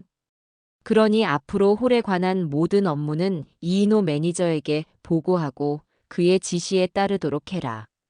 특히 서지은, 너는 안주인이라는 이름으로 월권 행위를 하거나 매니저의 지시를 무시하는 일이 없도록 각별히 주의하거라. 제 말은 며느리에게 내리는 최후 통첩과도 같았습니다. 그녀는 더 이상 아무 말도 하지 못하고 분한 듯 입술만 파르르 떨고 있었어요. 아들 현석이는 이 모든 상황이 이해가 안 된다는 듯 저와 현우 그리고 제 아내의 얼굴을 번갈아 보며 어쩔 줄 몰라 했습니다. 남편은 제 결정에 의아해하면서도 일단은 묵묵히 제 뜻을 지지해 주었습니다. 그렇게 아슬아슬한 아침 조회가 끝났습니다. 그날부터 식당의 권력 구도는 완전히 뒤바뀌었습니다. 현우는 이인호 매니저로서 제 역할을 훌륭하게 수행해냈습니다. 그는 더 이상 주눅 들지 않았고 차분하고 논리적인 목소리로 직원들에게 업무를 지시했습니다. 다른 직원들은 처음에는 어색해했지만 그의 공정하고 합리적인 업무 방식에 차츰 그를 인정하고 따르기 시작했어요. 가장 큰 혼란을 겪는 것은 물론 며느리였습니다. 그녀는 현우의 지시를 사사건건 무시하려 들었지만 그럴 때마다 제가 나타나 매니저 말 안 들리니? 하고 제지하는 바람에 어쩔 수 없이 따라야만 했습니다. 그녀는 태어나서 처음으로 느껴보는 굴욕감에 치를 떠는 듯 보였습니다. 자신의 발 아래에 있어야 할 존재가 머리 꼭대기에 앉아 자신을 지휘하는 상황을 그녀의 오만한 자존심은 도저히 용납할 수 없었던 겁니다. 며느리는 남편 현석이에게 매달려 하소연하기 시작했습니다. CCTV를 통해 본 그녀의 모습은 그야말로 가관이었지요. 현석 씨, 나 정말 이 식당에서 일 못하겠어. 어머니가 완전히 미치셨나 봐. 어떻게 나한테 말 한마디 없이 저런 애를 내 위에 앉힐 수가 있어. 이건 나를 무시하는 거잖아. 당신이 가서 어떻게 좀 말해봐. 응? 아들 현석이는 아내의 눈물과 제 단호한 태도 사이에서 갈팡질팡했습니다. 그는 결국 저를 찾아와 조심스럽게 말을 꺼냈습니다. 엄마 꼭 이렇게까지 하셔야겠어요? 지은이가 너무 힘들어해요. 아무리 그래도 몇 년을 이 식당 안주인으로 일했는데 갑자기 저렇게 면박을 주시면 저는 그런 아들을 차갑게 바라보았습니다. 면박. 나는 사실을 말했을 뿐이다. 그리고 너는 아직도 모르겠니? 네 마누라가 힘든 건 부당한 대우를 받아서가 아니야. 제 마음대로 휘두를 사람이 없어졌기 때문이지. 너는 언제까지 그 거짓 눈물에 속아 넘어갈 셈이야? 제 말에 현석이는 더 이상 아무런 대꾸도 하지 못했습니다. 며칠 뒤 궁지에 몰린 며느리는 결국 최후의 수단을 쓰기로 결심한 듯 했습니다. 그녀의 가장 추악하고 비열한 계략이 시작된 것이지요. 저는 그 모든 과정을 CCTV를 통해 똑똑히 지켜보았습니다. 그날은 월급날 바로 다음 날이었습니다. 며느리는 모두가 퇴근하고 난 뒤 늦게까지 식당에 혼자 남았습니다. 그리고는 카운터 금고에서 현금 다발을 꺼내 그중 일부를 몰래 자신의 가방에 챙겨 넣었습니다. 그러고는 컴퓨터를 켜서 그날의 매출 장부를 조작하기 시작했습니다. 마치 현금이 빈 것처럼 숫자를 교묘하게 바꾸어 놓았지요. 그녀의 얼굴에는 비열한 미소가 걸려 있었습니다. 이 모든 죄를 현우에게 뒤집어 씌울 계획이라는 것을 저는 단번에 알 수 있었습니다. 새로 매니저가 된 그가 식당 돈에 손을 댔다고 몰아붙여 그를 이 식당에서 완전히 쫓아낼 심산이었던 겁니다. 저는 그 모든 장면을 녹화하며 조용히 분노를 삼켰습니다. 그래, 어디 한번 해보거라. 네가 파놓은 그 덫이 결국 네 자신의 무덤이 될 것이니. 심판의 날이 이제 정말 코앞으로 다가오고 있었습니다. 며느리가 덫을 놓은 다음 날 아침 식당의 공기는 그 어느 때보다도 팽팽한 긴장감으로 가득했습니다. 저는 아무것도 모르는 척 평소처럼 행동했지만 제 안에서는 거대한 폭풍이 휘몰아치고 있었지요. 현우와는 이미 눈빛으로 모든 계획을 공유한 상태였습니다. 그는 조금 긴장한 듯 보였지만 제게 믿음직스러운 눈빛을 보내며 고개를 끄덕여 보였습니다. 오늘 이 지긋지긋한 연극의 막을 내릴 것입니다. 아니나 다를까 아침 조회가 끝나자마자 며느리가 기다렸다는 듯이 목소리를 높였습니다. 그녀는 마치 정의의 사도라도 된 것처럼 비장한 표정을 짓고 있었어요. 잠깐만요. 오늘 아침에 제가 금고를 확인해 봤는데 현금 50만 원이 비는 것 같습니다. 어제 마감 정산 때까지는 분명히 맞았는데 아무래도 이상합니다. 그녀의 말에 직원들이 웅성거리기 시작했습니다. 아들 현석이의 얼굴은 굳어졌고 남편은 의아한 표정으로 저를 바라보았지요. 며느리는 그 모든 시선을 즐기기라도 하는 듯 천천히 현우를 향해 고개를 돌렸습니다. 이인호 매니저님. 어제 가장 늦게까지 남았던 게 매니저님 맞으시죠? 혹시 뭐 짚히는 거 없으세요? 그녀는 일부러 매니저님이라는 호칭을 쓰며 그를 비꼬고 있었습니다. 모든 의심의 화살을 현우에게 돌리려는 속셈이 뻔히 보였지요. 현우는 당황한 기색 없이 차분하게 대답했습니다. 네. 제가 마지막으로 문을 잠그고 퇴근한 것은 맞습니다만 금고에는 손대지 않았습니다. 어머, 그러세요? 그런데 돈은 왜 없어졌을까요? 참 이상하네. 매니저가 되시자마자 식당에 큰 손해가 생겼네요. 며느리는 마치 확신이라도 있다는 듯 현우를 범인으로 몰아갔습니다. 아들 현석이가 착잡한 표정으로 입을 열었습니다.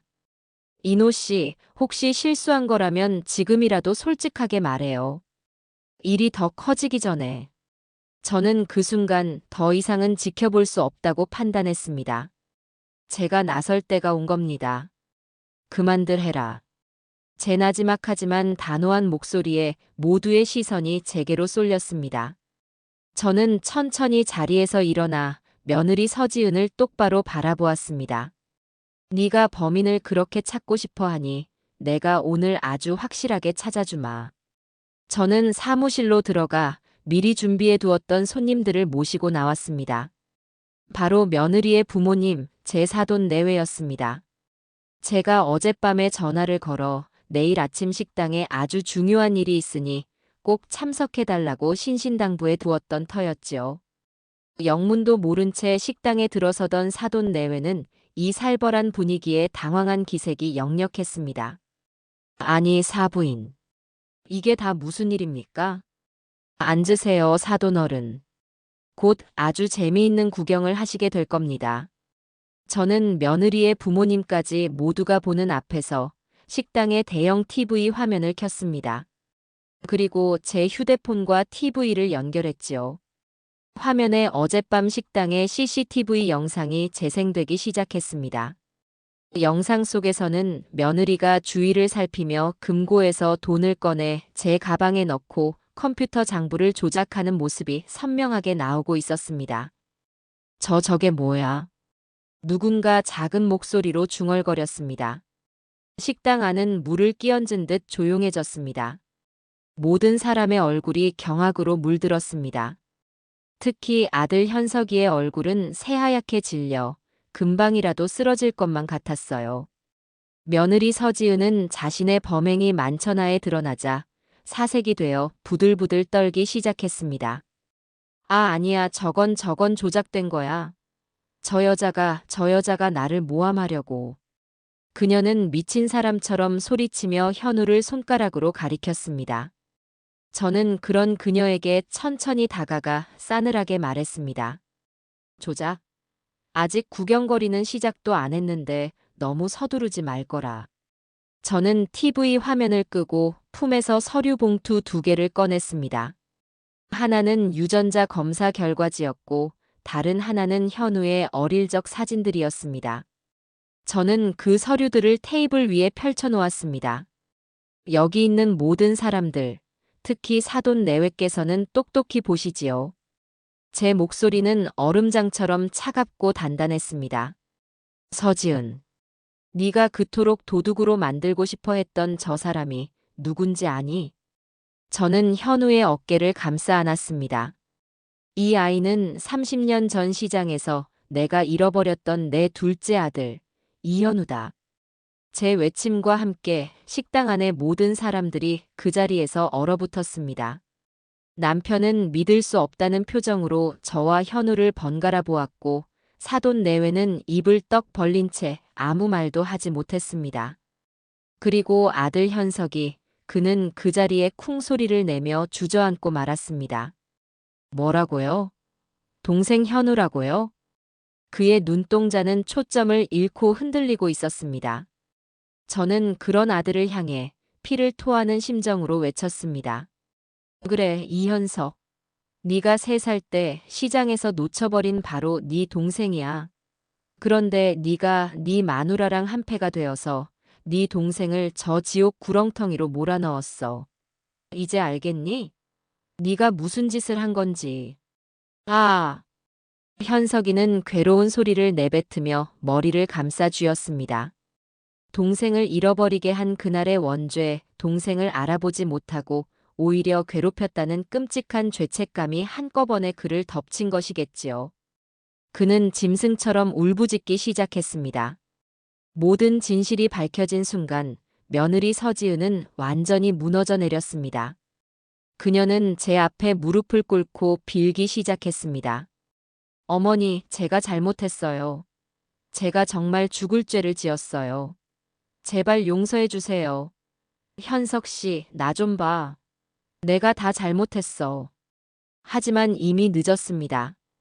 저는 그녀의 부모님을 향해 고개를 돌렸습니다. 사돈 어른들, 똑똑히 보셨습니까? 당신들 따님께서 당신들 외손주의 큰아버지가 될 사람에게, 내 아들에게 무슨 짓을 저질렀는지 똑똑히 보셨냐는 말입니다. 자식 교육을 어떻게 시키셨기에 사람의 탈을 쓰고 저런 짓을 저지를 수 있단 말입니까? 사돈 내외는 얼굴이 흑빛이 되어 고개도 들지 못했습니다. 남편은 그제야 모든 상황을 파악하고 분노로 떨리는 목소리로 외쳤습니다. 서지은, 너는 더 이상 내 며느리가 아니다. 당장 이 집에서 내 식당에서 나가. 그 순간 바닥에 주저앉아 울고 있던 현석이가 비틀거리며 일어났습니다. 그는 현우의 앞으로 다가가 그의 앞에 힘없이 무릎을 꿇었습니다. 현우야, 형이 미안하다. 정말 미안하다. 그는 동생의 바짓가랑이를 붙잡고 어린아이처럼 엉엉 울었습니다. 현우는 그런 형을 아무 말 없이 내려다보고 있었습니다. 그의 눈에서도 뜨거운 눈물이 흐르고 있었지요. 30년 만에 만난 형제는 가장 끔찍한 방식으로 서로의 존재를 확인하고 있었습니다. 모든 것이 끝났습니다. 길고 길었던 복수는 끝났고 심판은 내려졌습니다. 며느리는 모두의 앞에서 자신의 추악한 민낯을 드러낸 채 빈손으로 쫓겨나게 될 것이고 어리석었던 제 첫째 아들은 뼈아픈 후회와 죄책감 속에서 자신의 잘못을 마주하게 될 겁니다. 그리고 제 아들 현우는 이제 이인호가 아닌 이현우로서 자신의 진짜 인생을 시작하게 될 겁니다. 폭풍이 지나간 식당 안, 저는 두 아들의 모습을 바라보며 조용히 눈을 감았습니다. 길고 어두웠던 터널의 끝이 비로소 보이기 시작했습니다. 시간이 멈춘 것 같았습니다.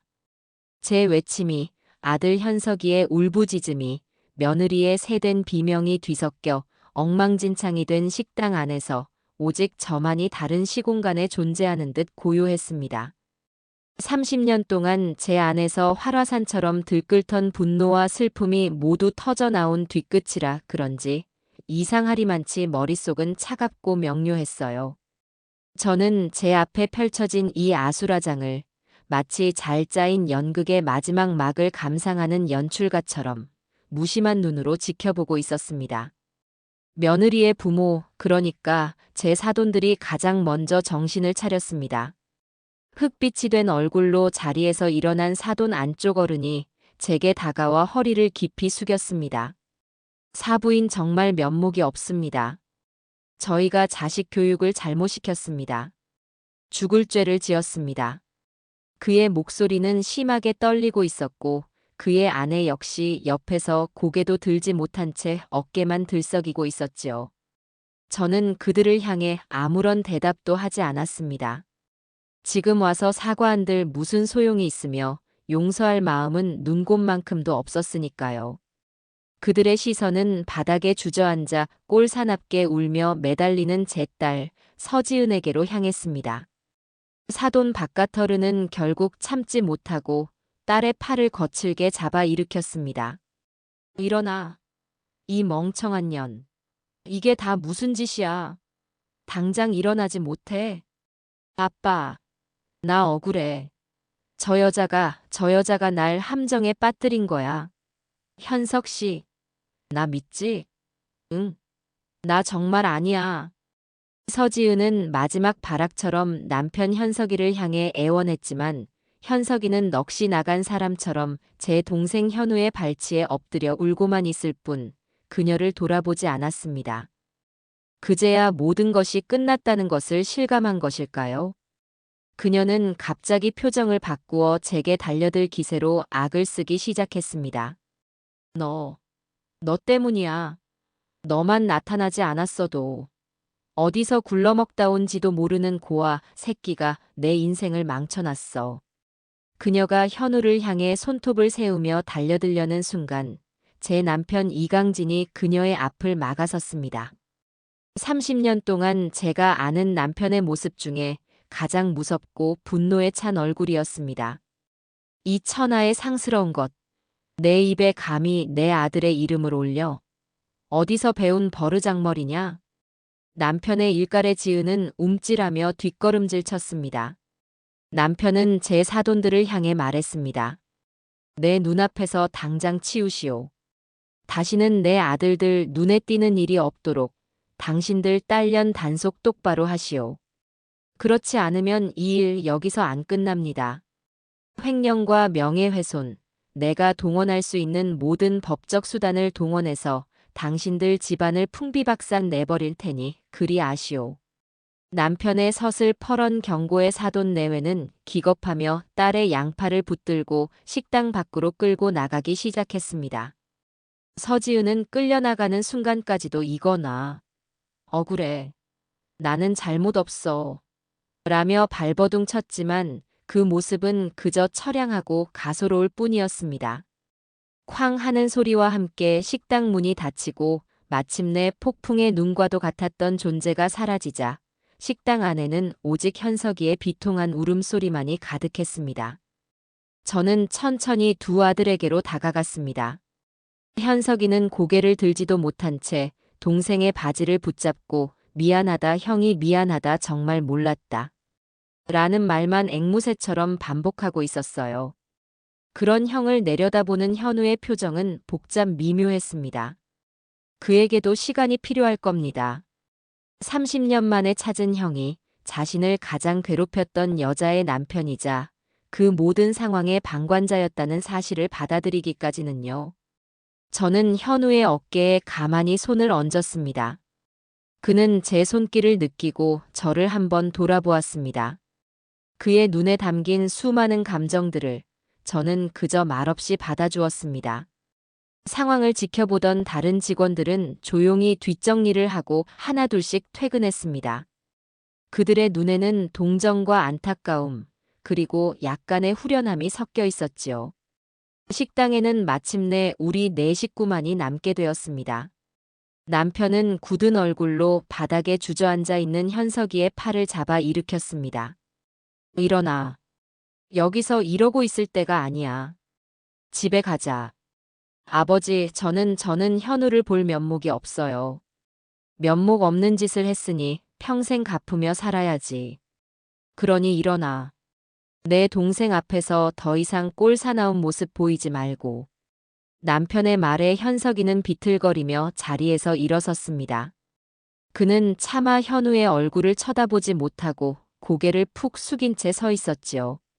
집으로 돌아오는 차 안은 숨막히는 침묵으로 가득했습니다. 남편이 운전석에, 제가 조수석에 앉았고 두 아들은 뒷자리에 앉아 있었지요. 저는 백미러를 통해 아들들의 모습을 살폈습니다. 현석이는 창밖만 바라보며 소리 없이 눈물을 흘리고 있었고, 현우는 그저 굳은 표정으로 앞만 보고 있었습니다. 30년 만에 한 차에 탄 형제의 모습이었습니다. 기쁨보다는 어색함과 고통이 더 큰 기이한 재회였지요. 제 마음속에서는 수만 가지 생각이 오갔습니다. 이제부터 어떻게 해야 할까? 이 깊고 깊은 상처를 어떻게 봉합해야 할까? 우리 가족은 과연 예전처럼, 아니, 새로운 가족으로 다시 웃을 수 있을까? 모든 것이 불투명했습니다. 집에 도착하자마자 현석이는 제 방으로 들어가 문을 걸어 잠갔습니다. 그 아이에게도 혼자만의 시간이 필요할 테지요. 저는 지칠 대로 지친 현우를 소파에 앉히고 남편은 말없이 부엌으로 가 물을 끓이기 시작했습니다. 잠시 뒤 남편은 따뜻한 차 두 잔을 들고 와 현우의 앞에 한 잔을 놓아주었습니다. 그리고 그는 현우의 옆에 조용히 앉았습니다. 무뚝뚝하고 감정 표현에 서툰 남편이었습니다. 그는 한참 동안 아들의 얼굴을 쳐다보기만 하다가 아주 힘겹게 입을 열었습니다. 힘들었지. 그 한마디에 현우의 눈에서 다시 눈물이 터져 나왔습니다. 그는 아닙니다. 라고 말하려다 결국 고개를 숙이고 말았어요. 남편은 그런 아들의 등을 투박한 손으로 쓸어주었습니다. 미안하다. 압이라는 놈이 너를 지켜주지 못해서. 그 순간 30년 동안 단단한 돌처럼 굳어있던 남편의 얼굴이 무너져 내렸습니다. 그의 눈에서 굵은 눈물이 뚝뚝 떨어졌습니다. 그는 어린아이처럼 소리내어 울며 아들을 끌어안았습니다. 내 아들 현우야, 살아있어줘서 고맙다. 정말 고맙다. 아버지를 잃고 아들을 잃었던 남자의 울음이었습니다. 평생의 한과 그리움이 담긴 절규였습니다.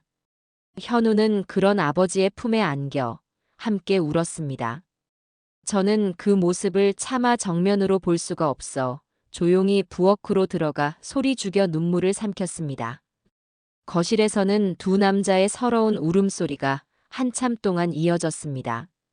그것은 우리 가족의 오랜 상처가 비로소 터져나와 고름을 쏟아내는 소리였습니다. 아프고 고통스럽지만 새살이 돋아나기 위해 반드시 거쳐야만 하는 과정이었지요. 얼마나 지났을까요?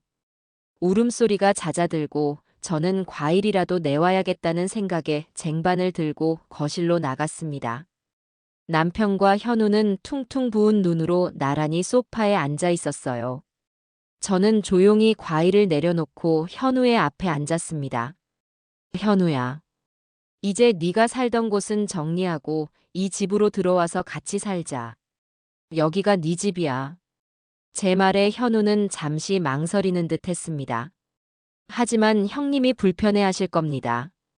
그건 네가 신경 쓸 일이 아니야. 현석이 그놈은 불편하고 괴로워야 해. 평생을 그래야 할지도 몰라.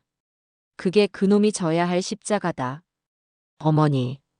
이 집에는 네 방도 있고 네 옷도 있고 네가 먹어야 할 밥도 있어. 30년 동안 비워뒀던 네 자리를 이제 네가 채워야 해. 알겠니? 제 단호한 말에 현우는 더 이상 거절하지 못하고 작게 고개를 끄덕였습니다. 그 모습을 보던 남편이 말했습니다. 그래. 내일 당장 가서 짐 챙겨오자. 아빠랑 같이 가자. 아빠라는 단어를 입에 올리는 남편의 목소리가 어색하면서도 한없는 기쁨에 차 있었습니다. 그때 방문이 열리고 현석이가 나왔습니다. 그는 눈이 퉁퉁 부은 채 우리 앞에 와서 섰습니다. 그리고는 아무 말 없이 현우와 저, 그리고 아버지 앞에 차례로 무릎을 꿇고 머리를 조아렸습니다. 제가 다 잘못했습니다. 아버지, 어머니, 그리고 현우야. 내가 죽을 죄를 지었어.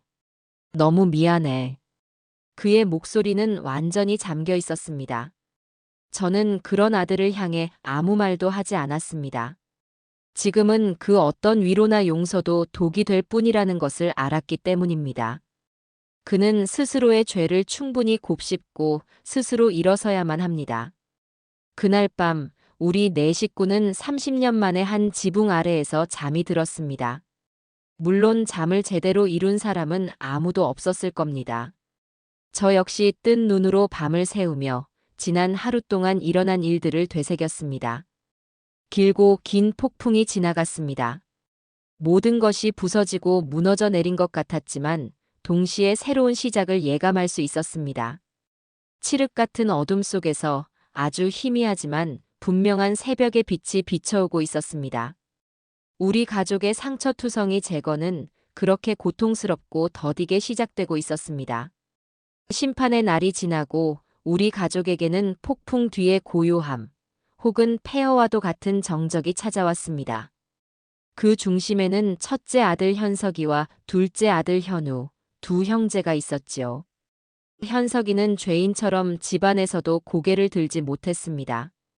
식사 시간이 되어도 방에서 나오지 않았고 어쩌다 마주치기라도 하면 겁먹은 아이처럼 제 동생의 눈치를 살폈어요. 현우는 그런 형을 애써 담담하게 대하려 노력했지만 두 사람 사이에 흐르는 어색하고 무거운 공기는 어쩔 수가 없었습니다. 30년이라는 세월의 벽은 생각보다 훨씬 더 높고 두꺼웠습니다. 한편 서지은의 문제는 법적인 절차로 넘어가게 되었습니다. 예상대로 그녀는 순순히 물러나지 않았어요. 며칠 뒤 제게 변호사를 통해 내용 증명 한 통이 날아왔습니다. 이혼에 대한 책임은 제 아들 현석에게 있으며 그에 따른 막대한 위자료와 재산 분할을 요구한다는 내용이었습니다.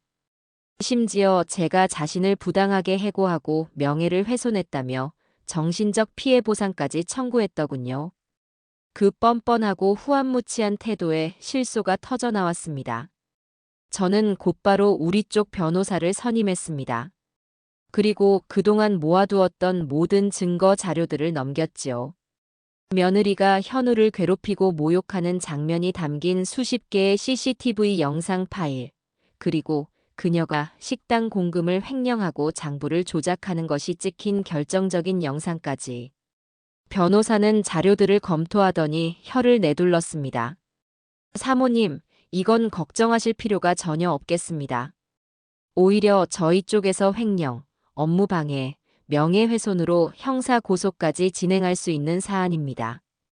위자료는커녕 저쪽에서 합의금을 물고 사죄해야 할 판입니다. 변호사의 말대로 상황은 일사천리로 진행되었습니다. 저희 쪽에서 형사 고소를 준비하며 강력하게 압박하자 서지은 측은 결국 모든 소송을 취하하고 백기를 들었습니다.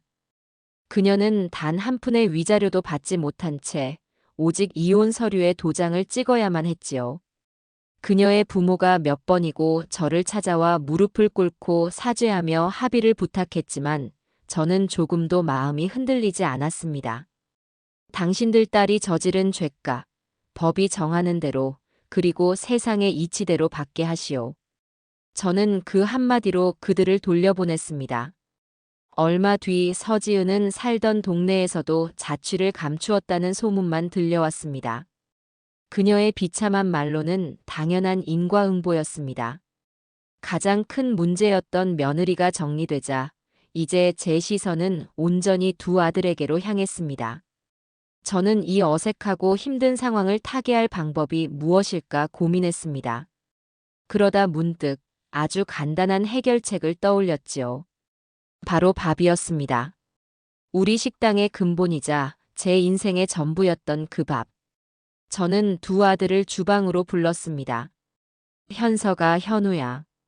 내일부터 너희 둘이 함께 주방을 맡아라. 네, 어머니, 하지만 현석이 너는 네가 가진 모든 기술을 현우에게 가르쳐주고 현우 너는 형한테 하나도 빠짐없이 다 배우도록 해. 식당 일은 전쟁터와 같아서 서로 호흡이 맞지 않으면 금방 무너지는 법이다. 두 사람이 앞으로 이 식당을 이끌어가려면 서로의 눈빛만 봐도 뭘 원하는지 알아야 해. 두 사람은 제 제안에 당황한 듯 보였지만 거절하지는 못했습니다. 다음 날부터 두 형제의 어색한 동거가 주방 안에서 시작되었습니다. 처음 며칠은 그야말로 가관이었어요. 현석이는 동생에게 무언가를 가르쳐주는 것 자체를 어려워했고 말 한마디 건네는데도 한참이 걸렸습니다.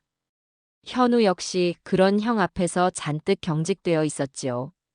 칼질을 가르치다가도 육수 내는 법을 알려주다가도 두 사람 사이에는 어색한 침묵만이 흘렀습니다. 그러던 어느 날 저녁 제가 주방을 들여다보니 현석이가 현우의 손을 붙잡고 칼 잡는 자세를 교정해주고 있었습니다.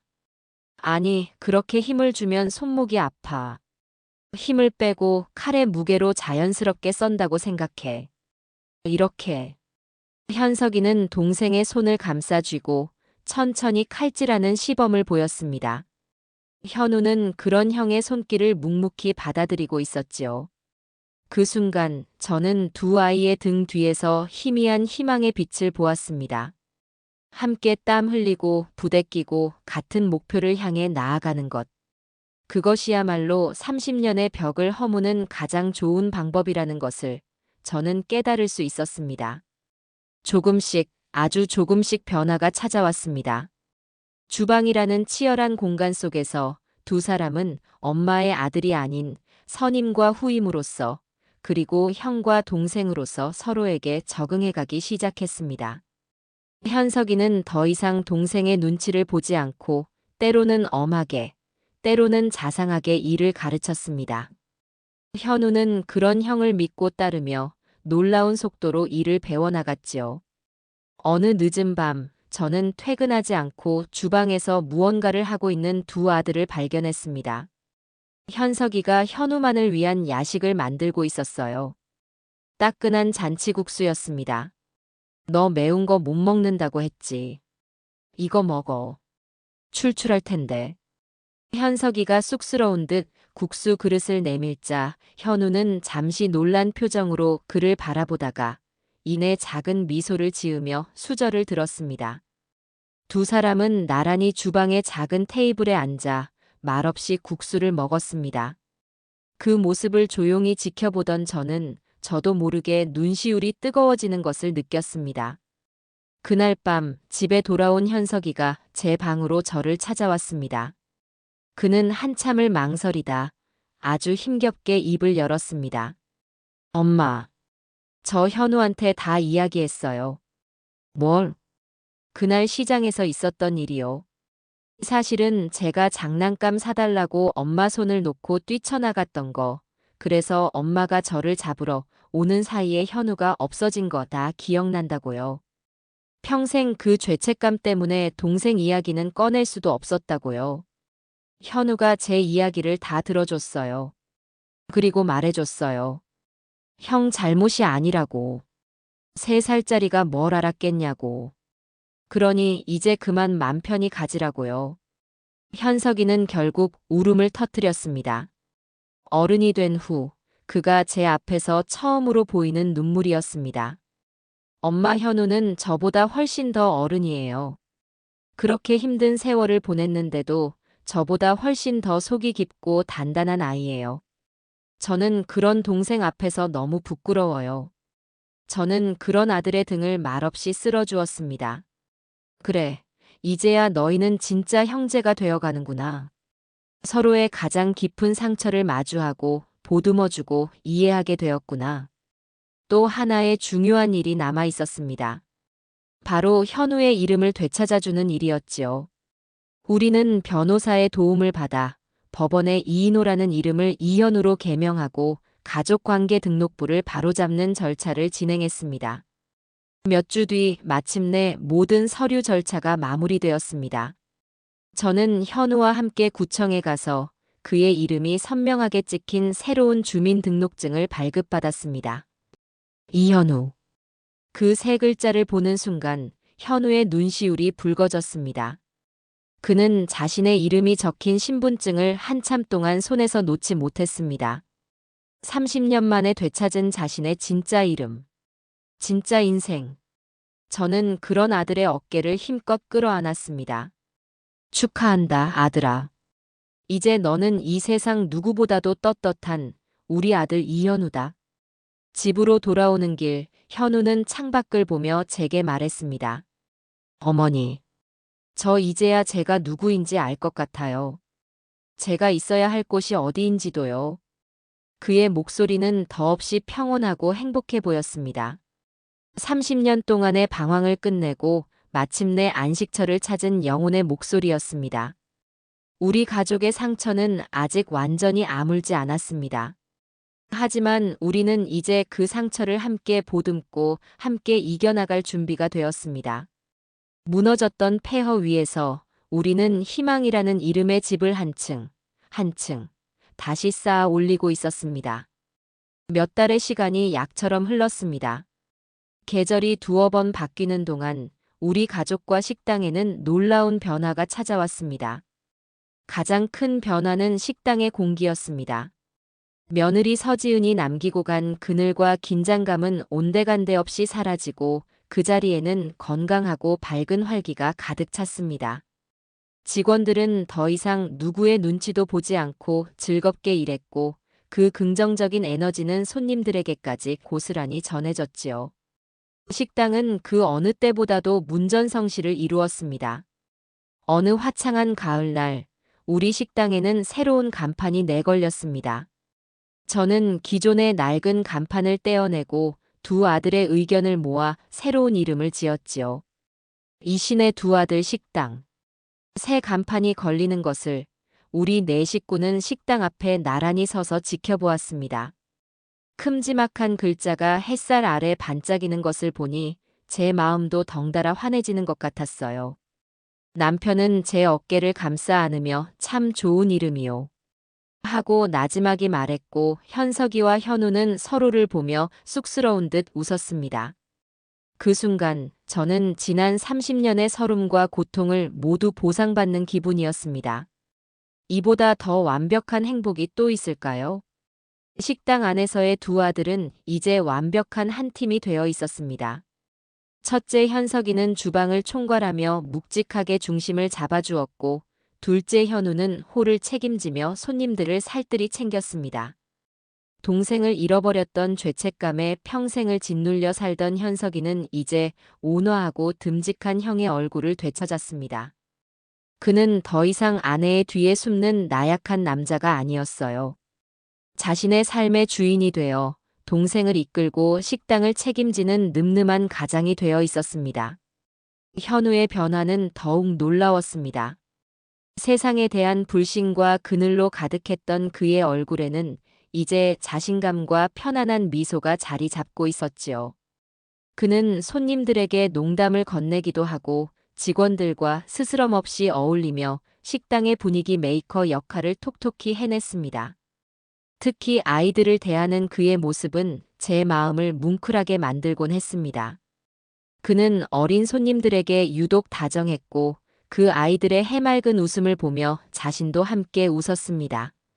아마도 자신의 잃어버린 유년 시절을 그 아이들을 통해 보상받고 있는 것이겠지요.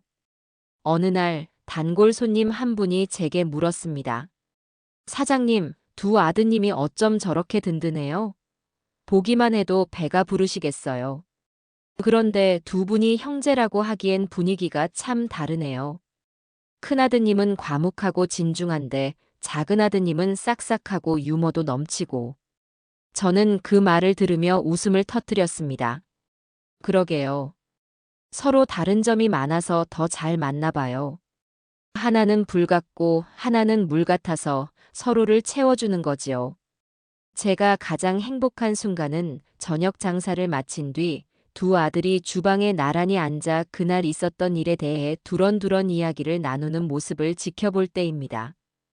형, 오늘 진상 손님 때문에 고생 많았지? 내가 괜히 주방에 도와달라고 했나 봐. 아니야. 너야말로 홀에서 힘들었을 텐데. 내일은 내가 좋아하는 고기 좀 넉넉히 사와야겠다. 너 몸보신 좀 시켜주게. 됐어. 그 돈으로 형 옷이나 한 벌 사 입어.